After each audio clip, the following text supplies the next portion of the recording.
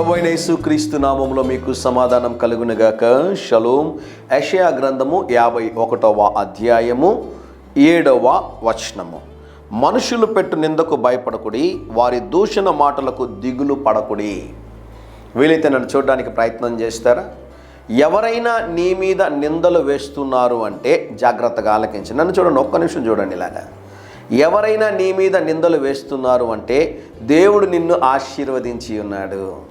నీవు అభివృద్ధి చెంది ఉన్నావు, నువ్వు అభివృద్ధి చెందుతూ ఉన్నావు. పనికి మాలిన వాళ్ళ మీద ఎవడు నిందలేయడండి, అది గుర్తుపెట్టుకోండి. మీ మీద నిందలు వేస్తున్నారు అంటే వారి కళ్ళ ముందర దేవుడు నిన్ను హెచ్చించున్నాడు. ఆ విషయాన్ని జ్ఞాపకం ఉంచుకోవాలి. ఆ నిందలకు మీరు చాలామంది కృంగిపోతారండి. నన్ను వారు పలానా మాట అన్నారు, నన్ను వారి పలానా మాట అన్నారు. ఒకసారి ఒక ఆయన నన్ను హీస్ నథింగ్ అన్నాడు. నేను ప్రార్థన చేశాను, ప్రభు పలానా వ్యక్తి నన్ను హీస్ నథింగ్ అన్నాడంటే ప్రభు ఏమన్నాడు తెలుసా? నేను కూడా విన్నాను, వీ విల్ డూ సంథింగ్ అన్నాడు యేసయ్య. దేవుడు నా మనకి స్తోత్రం కలుగునగాక. నిన్ను ఎవరన్నా నథింగ్ అన్నారు అనుకోండి, లేకపోతే నేను ఏదన్నా ఒక మాట బాధ పెట్టారనుకోండి, ఒక నింద నీ మీద వేశారు, నువ్వు కృంగిపోయేటట్లుగా మాట్లాడంటే దిగులు పడద్దు. నిందలు అనేటటువంటివి ప్రతి ఒక్కరికి సహజము. అనేకసార్లు నేను అనుకునేవాడిని, ఎందుకబ్బా నా మీద వీళ్ళు ఇంత నిందలు వేస్తున్నారని. కొంతమంది గొప్ప సేవకులు మన ప్రాంతంలో ఆంధ్రప్రదేశ్ నేను కలుసుకున్నప్పుడు వారి అనుభవాలు షేర్ చేస్తున్నప్పుడు, బ్రదర్ ఈ విధమైనటువంటి నింద నా మీదకి వచ్చింది, నాకు ఈ కష్టం కలిగింది, నేను కృంగిపోయాను, దిగులు పడ్డాను, ఇవన్నీ చెప్తున్నప్పుడు అప్పుడు నాకు అనిపించింది, ఓహో, నిందలు అనేటటువంటివి మనం ఒకరికే కాదు, మానవ జీవితంలో ఇది సహజము.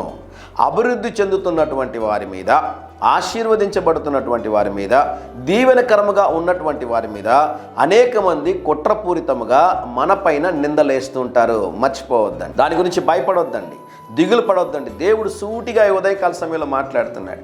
ఎవరైతే మీ మీద నిందలు వేశారో, మిమ్మల్ని నాశనం చేయాలనుకున్నారో, వారి ముందు దేవుడు మిమ్మల్ని నిలబెట్టి దేవుడు గొప్ప కార్యం చేస్తాడు. మీ గురించి ఎవరైతే వ్యతిరేకంగా మాట్లాడుతున్నారో ఆ మాటలు మీ ఒక్కరే వినడం లేదు, దేవుడు కూడా వింటా ఉన్నాడు. దేవుడు నామానికి స్తోత్రం కలుగునగాక. దురదృష్టకరమైన విషయం ఏంటి అంటే, మన ఆంధ్రప్రదేశ్లో తోటి సేవకులు మరొక సేవకుల మీద నిందలు వేస్తున్నారండి. ఇది మంచి పద్ధతి కాదు. వారికి దేవుని హృదయం లేదు, క్రీస్తు హృదయం లేదు వారికి. నీ తోటి సేవకుడిని ప్రోత్సహించాలి.